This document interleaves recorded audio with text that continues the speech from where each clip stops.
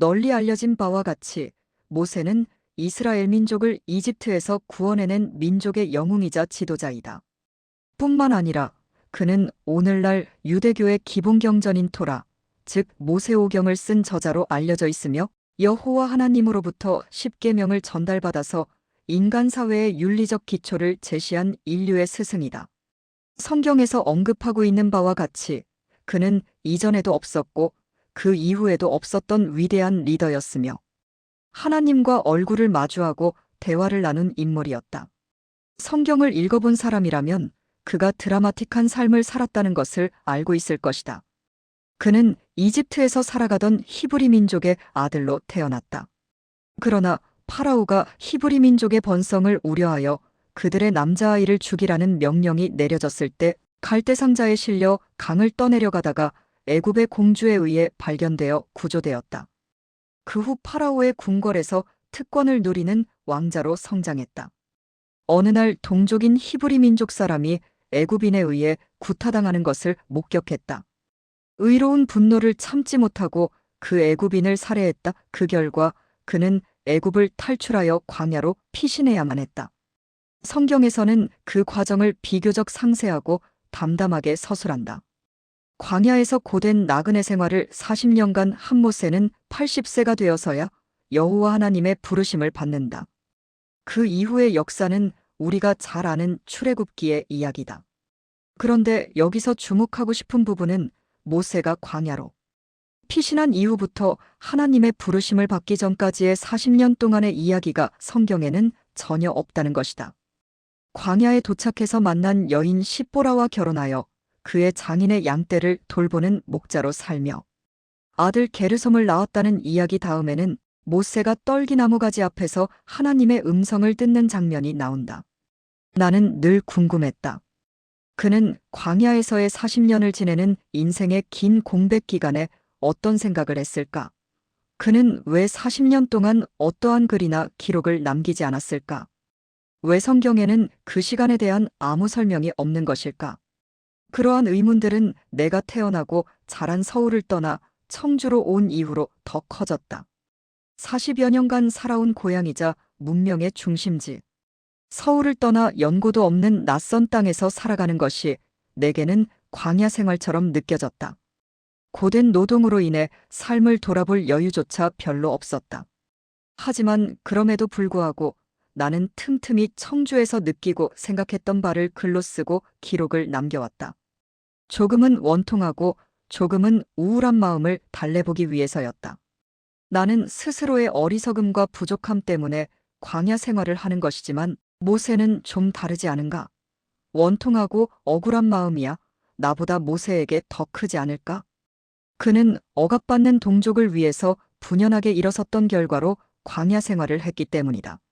물론 사람을 때려 죽인 것은 분명 잘못이었다. 하지만 파라오의 가혹한 정치에서 신음하는 백성을 구하려는 동기에서 나온 행동이었다. 그로써도 할 말은 있는 것 아닌가? 그는 자신의 행동을 뒤돌아보며 광야에서의 삶에 대해 뭔가 불만을 느꼈을 것이고 그 느낌을 어떤 형태로든 글로써 표현하고 싶지 않았을까? 나 같은 평범한 사람도 때때로 울분을 표현하기 위해 글을 남기는데 궁궐에서 왕자로 자라나 최고의 교육을 받았다가 억울하게 도피자가 되어 광야 생활을 해야 했던 모세가 어떤 글도 남기지 않는 것이 오히려 이상하지 않은가? 그에게 글솜씨가 없었기 때문은 분명 아니었다. 그가 여호와의 부름심을 듣는 장면에서 말이 어눌하고 서투르다는 점을 고백하기는 했지만 후에 모세오경을 쓸 만큼 문장력과 글솜씨는 훌륭했다. 사도 바울에게서도 보여지는 바와 같이 학식 있고 어눌한 지식인 가운데 오히려 글솜씨는 탁월한 인물이 많다. 그들은 말로 표현해내기 어려운 심오한 사상과 지혜를 종종 주옥 같은 문장으로 쏟아내곤 한다. 그렇다면 모세도 광야 생활 중에 글을 쓰지 않았을까?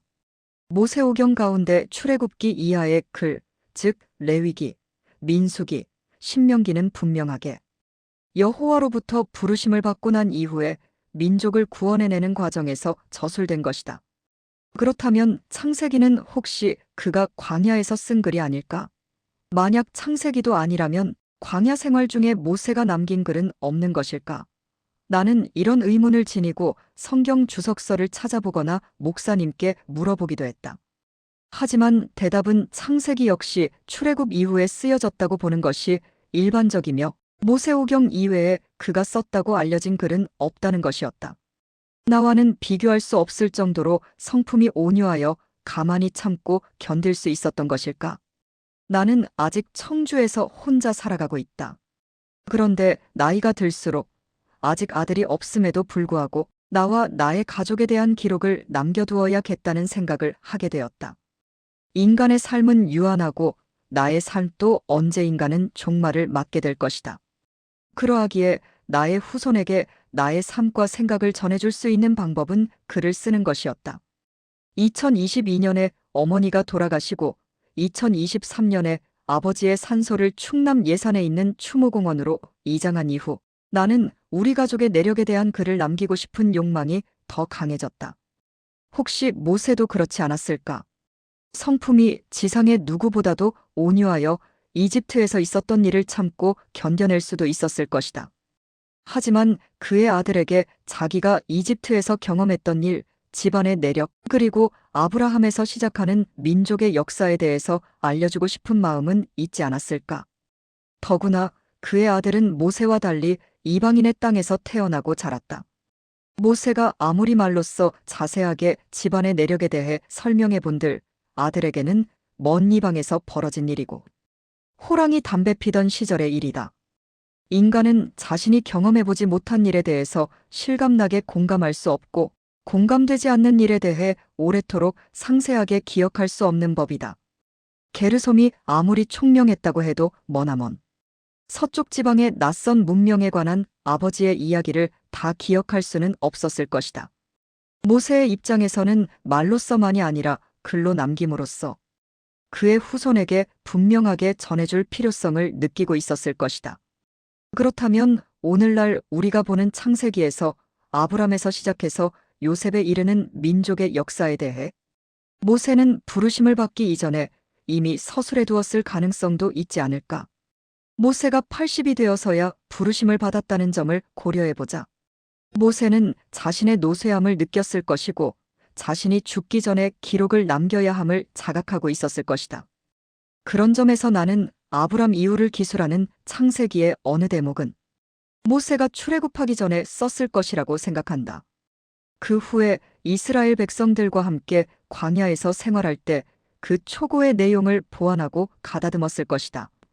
그리고 광야에서도 강한 손과 강한 팔로 인도하시는 여호와 하나님의 능력과 권세를 보면서 태초에 하나님이 천지를 창조하셨다. 라는 말로 시작하는 창세기를 저술하기 시작했을 것이다. 물론 이러한 추측은 어떤 기록이나 근거도 없는 오직 순수하게 필자의 주관적이고 개인적인 추측의 산물이다. 거친 광야에서 작가로서 살아가고 있고 모세에게 드러나는 위대한 작가적 소질을 발견한 사람으로서 일종의 작가적 상상력을 발휘해 본 것이다. 하지만 너무 얼토당토하지 않은 망상은 아니지 않을까?